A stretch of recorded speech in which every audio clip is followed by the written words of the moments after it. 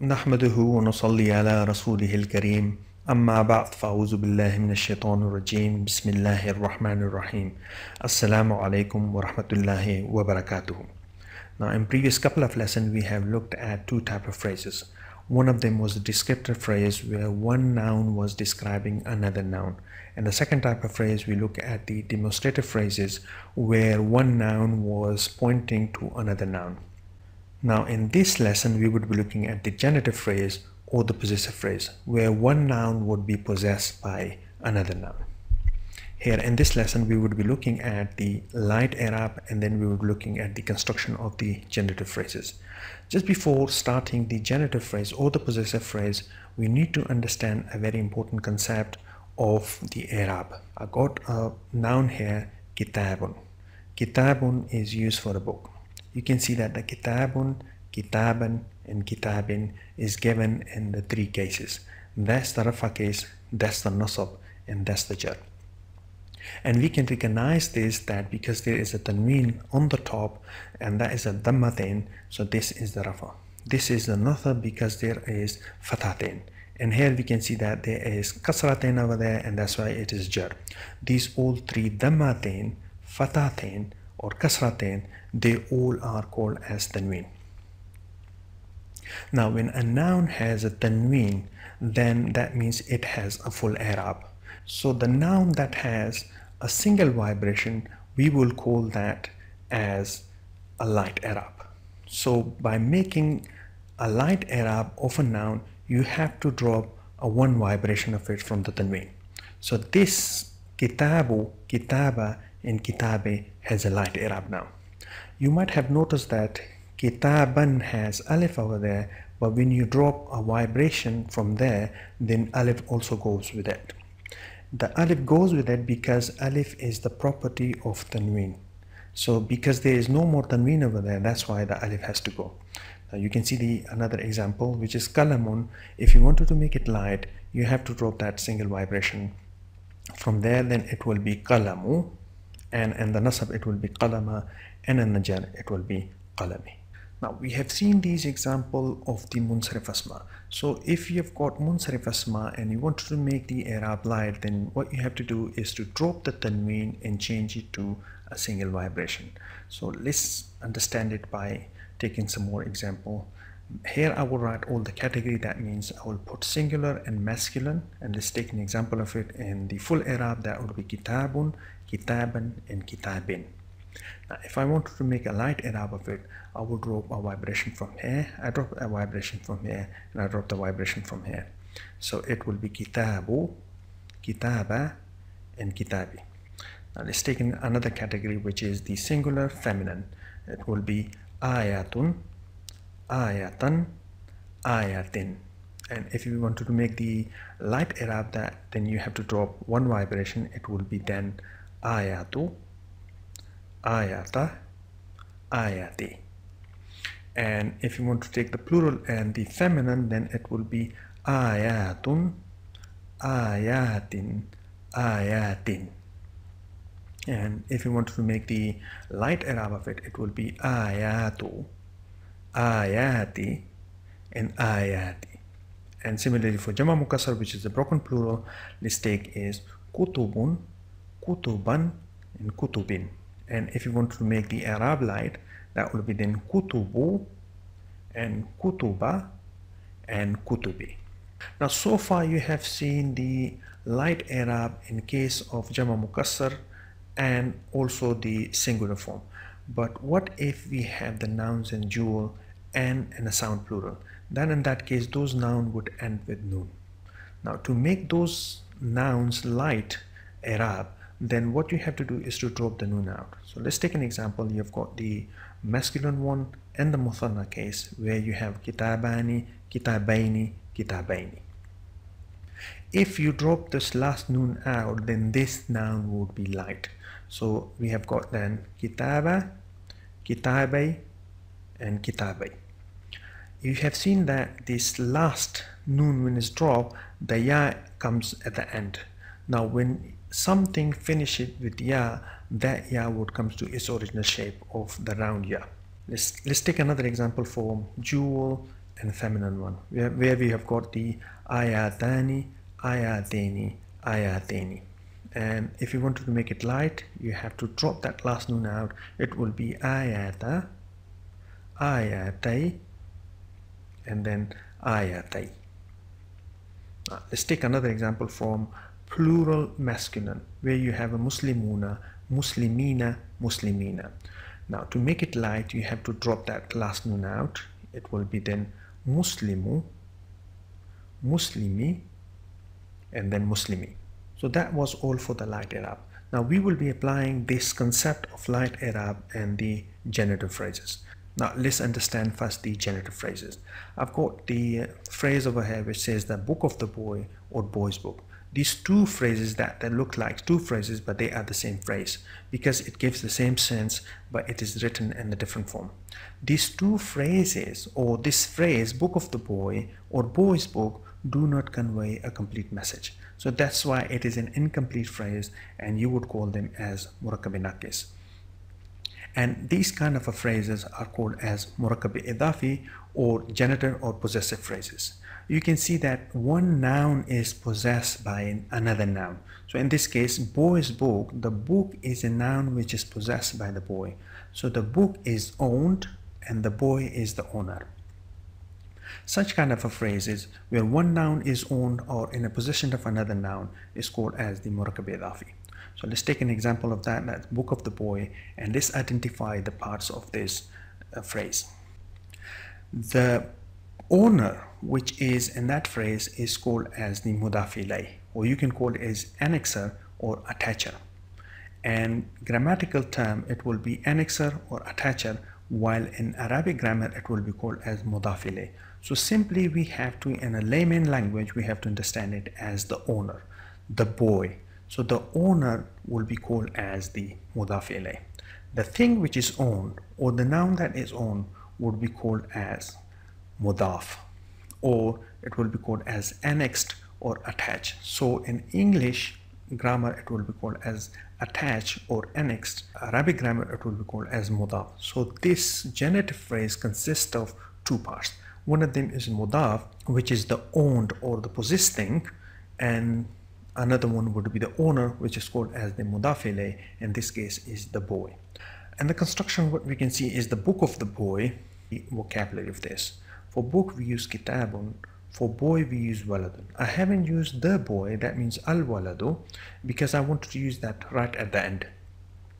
Now let's look at the construction which will follow in step. The first step that we need to do is that mudaf never gets al. So which one is mudaf? Let's compare it with that. Our mudaf is book, and that's our mudaf. So the mudaf will never get al. So no al there. Now the second step is that mudaf has light Iraab. Just make the Iraab of this one light, and it will be then kitabu. The third step is that mudafi ilayh will be in jar. So where is the mudaf ilayh? The boy is the mudaf ilayh. That's the mudaf ilayh. So waladun is mudaf ilayh. So you have to take it to jar. When it goes to jar, it will be waladin. Now bring the definite one, because this is actually the boy. So that would be definite. Just make it definite, and when you make it definite, it will be al waladi. And that tanween has to go because al and the tanween do not exist together. So now bring it together. When you bring it together, one thing you have to keep in mind that the construction flow is exactly the flow of English. You can see the book of the boy, so the book would come first also in Arabic, and the boy would come at the end. So when you join them together, it will be the flow of English. Now let's bring it together. It will be kitabu al-waladi. Now because they join together, this hamzatul wasl has to act. That means this vibration has to go. The hamza would be written, but it will not be pronounced. So then it will be kitabul waladi. So now we have got the final construction, which is kitabul waladi, where the book, that means is the possessed thing, would come first and the owner would come at the last. So the possessed thing would come first and the owner would be the last. So you've got the kitabul waladi. Let's take some more example. I've got book of a boy, where I've used a boy as an indefinite one. So here, first of all, the vocabulary, which is kitabun, and for a boy we use it waladun. Now let's apply these steps to this construction, which is mudaf never gets al, and this will not never gets al. And to make it light, it will be kitabu, and then mudaf ilayh would go into the jar. That means waladun would go into the jar. That would be waladin. And now you join it together according to the flow of English, and that would be then kitabu waladin. So that's the final construction. Let's take another example, which is the Book of Allah. Now for book we use kitabun, and for Allah we use Allah. Now just apply these all steps and make this one light, which will be kitabu, and then Allah is definite, so it will be then Allahi when you take it to the jar, and now bring it together, it will be then kitabu lahi. So it is then kitabullahi. Kitabullahi is in rafa. The nasab of it will be kitaballahi, and the jar would be kitabillahi. So whenever we make construction, we will make all construction in rafa, and then we can change it to nasab and jar. You can see in this case that Allahi is in jar, and we say that a noun will change a case from rafa to nasab or jar due to some reason. So you have got the first reason that a noun would go from rafa or nasab to the jar case if it is used as mudaf ilayh. So if a noun is a possessor of something, it will be used as a jar. So you have got the first reason that a noun is in jar if it is used as mudaf ilayh. Now we will take two examples where kitabullahi is used as kitaballahi is in nasab, and in jar it will be kitabillahi.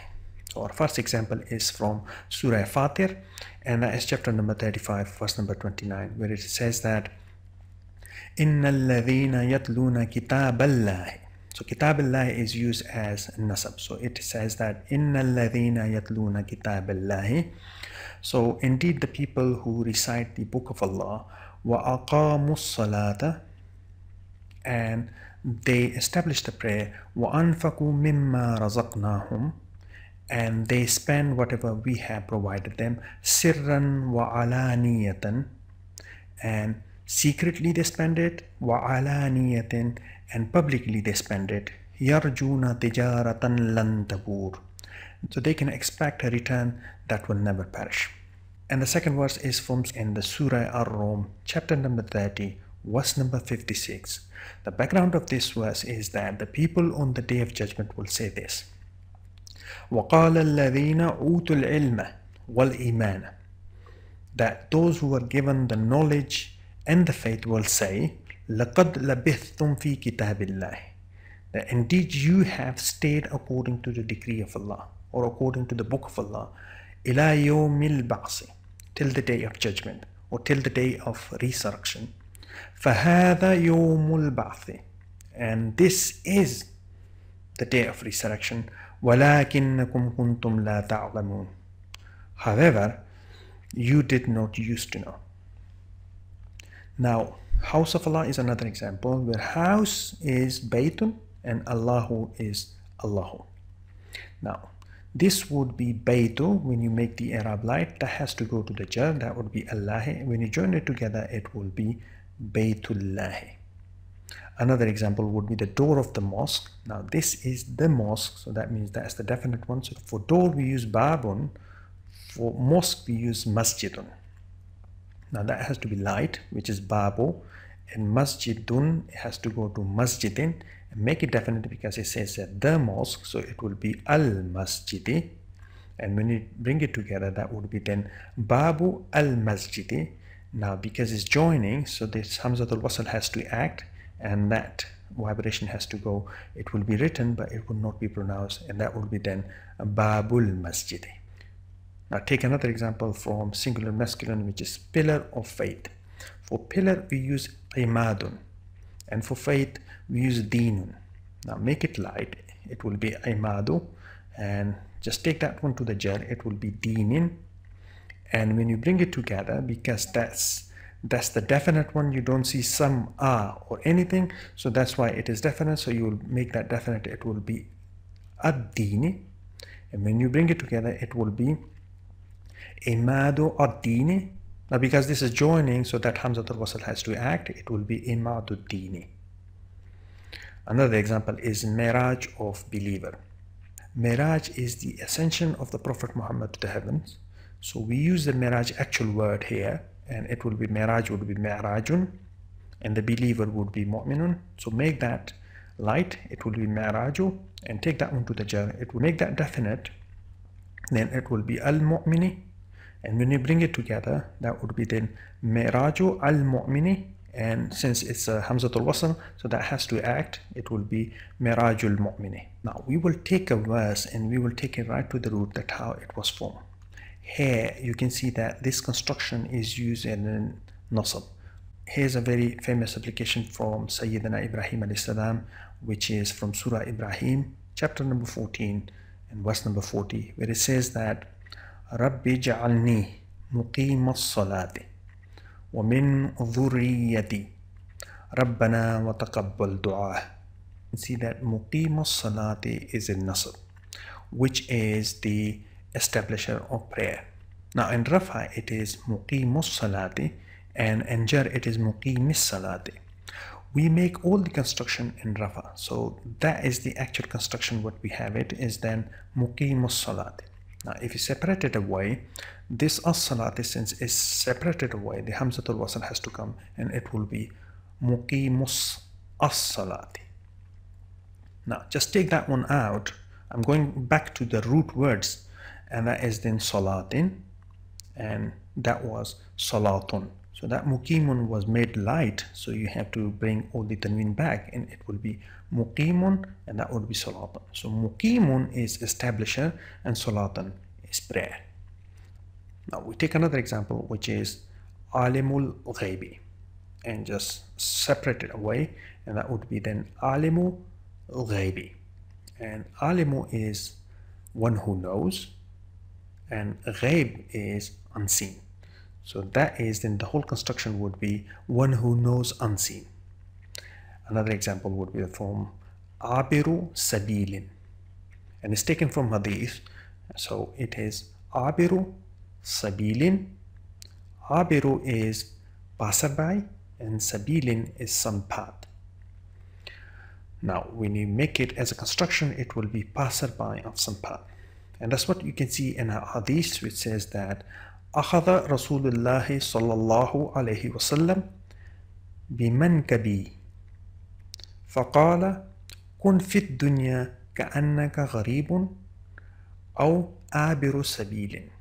Now let's understand what exactly says. That it is from hadith from Abdullah bin Umar. It says that the أخذ رسول الله, that the messenger of Allah took hold of my shoulder, بمنكبي, my shoulder, فقال, and he said, كن في الدنيا, that be in this world, كأنك, like, or as if, غريب, that you are a stranger, أو آبر سبيل, or a passerby of some path.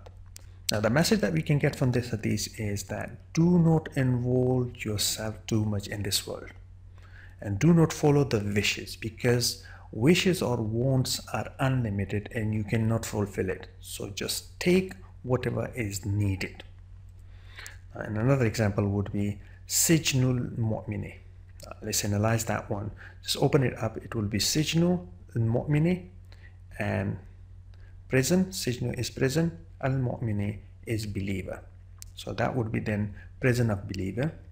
Second one is Jannatul Kafiri, and that is Jannatu al-Kafiri, and then the Jannatu is paradise, and al-Kafiri is non-believer. That means the paradise of non-believer. Now you can see these two construction in an hadith which says that ad-dunya sijnul mu'mini wa jannatul kafiri. That means this word is a prison of believers and a paradise of non-believers. So you can observe yourself as a believer, you have to follow all the instructions which are given by Allah and the Quran.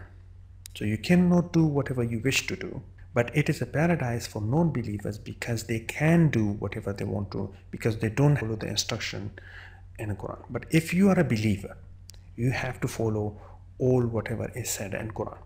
Now this thing would be reversed in the hereafter, because then that place hereafter would be then Sijnul Kafiri وَجَنَّةُ الْمُؤْمِنِ. Then that would be totally opposite of it. It says that Abu Huraira reported Allah Messenger, may peace be upon him, as saying that the world is prison for believer and paradise for non-believer. Now let's take another example which is from the feminine side, and that is Mazra'atul Akhirati. And when you open it up, it will be Mazra'atu al-Akhirati, and then Mazra'atu is farmland, and al-Akhirati is hereafter. When you join it together, the construction would be farmland of hereafter. Now that we have understood the Murakkab Idafi, that is the genitive phrases, let's apply our knowledge on the first surah of the Quran, which is Surah Al-Fatiha. Now let's first recite it, and then we will look at the first verse of this surah. Now, Bismillahir Rahmanir Rahim. Alhamdulillahi Rabbil Alameen. Ar-Rahmanir Rahim. مالك يوم الدين إياك نعبد وإياك نستعين اهدنا الصراط المستقيم صراط الذين أنعمت عليهم غير المغضوب عليهم ولا الضالين.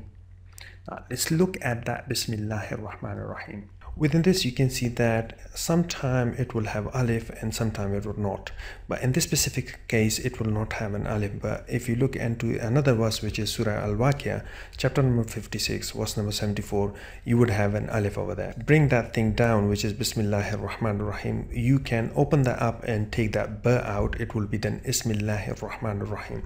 If you look at this thing, which is then Ismullahi, that is then the Murakkab Idafi, and then this is your Mudaf, and that is your Mudaf Ilay. So Mudaf Ilay is in Jar and that is in Rafa. Now the second thing that you can look at this one is that Ar-Rahmanir Rahim is the Sifr, and these are in Jar. So we would be looking for a noun which is in Jar so that we can attach it to it. And the only one noun which can find is Allah, which is in Jar. So this Ar-Rahman Ar-Rahim is basically going back to its Mawsuf, which is Allah. And this Allah and Ar-Rahman Ar-Rahim makes a Murakkab Tawsifi. And we have done those phrases where one noun is describing another noun. So this Ar-Rahman Ar-Rahim altogether is describing the Allah. So that is the properties of that. So this is the description of Allah. So of the Murakkab Tawsifi would be then Allahu Ar-Rahman Ar-Rahim, because we make all the phrases in the Rafa case.